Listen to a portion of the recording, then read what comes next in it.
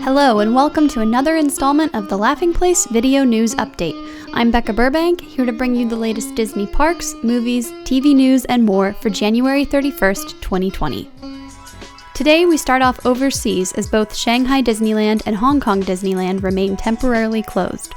These moves were made in a bid to help stop the spread of the coronavirus that originated in Wuhan, China. Shanghai Disney shut its gates on January 25th, followed by Hong Kong Disneyland on January 26th.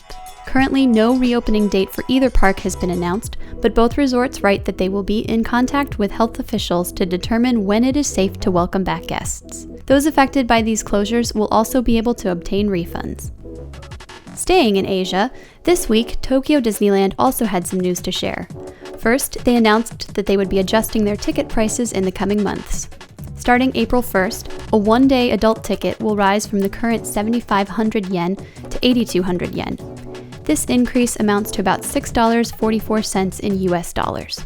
Multi-day passports and annual passes will also climb in price, with the two-park annual pass rising to 99,000 yen, or about $911. However, also starting on April 1st, the resort will offer discounted tickets to guests with disabilities. These discounted passes will cost 6,600 yen for adults, 5,500 yen for juniors aged 12 to 17, and 3,900 for children 4 to 11. While a number of projects, including the new dark ride Enchanted Tale of Beauty and the Beast, are set to open at Tokyo Disneyland on April 15th of this year, the Oriental Land Company, which owns the Tokyo Disney Resort, announced that one of DisneySea's expansion plans will be delayed. The new port of call, Fantasy Springs, is now slated to debut in fiscal year 2023 instead of the previously announced fiscal 2022. Notably, since OLC's fiscal year runs until the end of March, it is also possible that the land ends up opening in early calendar year 2024. Whenever it does arrive, the new port will feature rides and attractions based on Peter Pan, Tangled, and Frozen. Heading back to the US for some quirky park news, this week Docking Bay 7 at Disneyland's Star Wars Galaxy's Edge began selling metal sporks. These utensils can be yours along with a carrying bag for $10.99, and there's a limit of one per customer. You may recall that when Docking Bay first debuted, many menu items were served with said sporks. Unfortunately, if eBay listings are any indication, several guests smuggled these sporks from Batu, leading the restaurant to stop serving them. Currently, there's no word on whether the Eastern version of Galaxy's Edge will follow suit on selling these collectible items. Across the Esplanade at Disney's California Adventure, it seems you might be able to spot SpiderMan swinging high above the Avengers Campus when the land opens this summer. This week, the Disney Parks blog shared a sneak peek video showing the web-slinger's impressive acrobatics.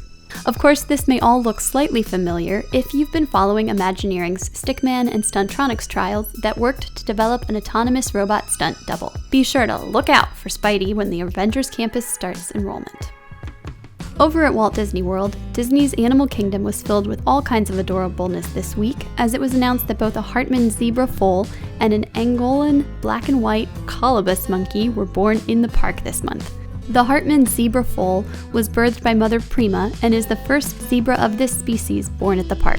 As for the Angolan black and white colobus monkey born to Mom Zara, his name is Douglas, and he will join his sister Alika, who was born in 2018. Guests may be lucky enough to catch a glimpse of these cuties when visiting the Kilimanjaro Safaris and Gorilla Falls Exploration Trail, respectively.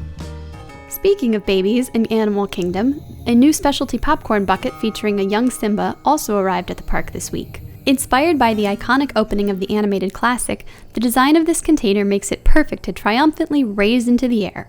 At last check, this Simba bucket was available at 3 popcorn stands throughout the park and cost $16.99 plus tax.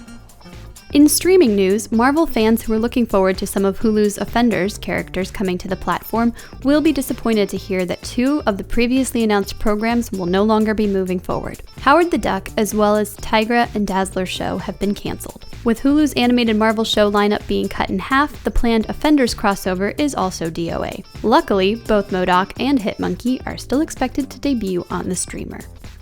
Turning to Disney+, it was announced that the streaming service has greenlit 4 new nonfiction shows. The first is a reboot of ABC's The Quest, which will now feature teen contestants and add more epic world-building interactive elements. Additionally, the platform will be bringing users the Ultimate Brain Teaser competition series with The Maze, a new National Geographic docuseries Meet the Chimps, and an untitled series that follows Pixar's Spark Shorts program as they discover talented new storytellers. No word yet on when these particular programs will be coming to Disney+, but you can keep up with what's arriving on the service by visiting laughingplace.com and checking out our weekly watch guides, searchable database, and more. Finally this week, the Walt Disney Company picked up several prizes at this past weekend's 47th Annual Annie Awards.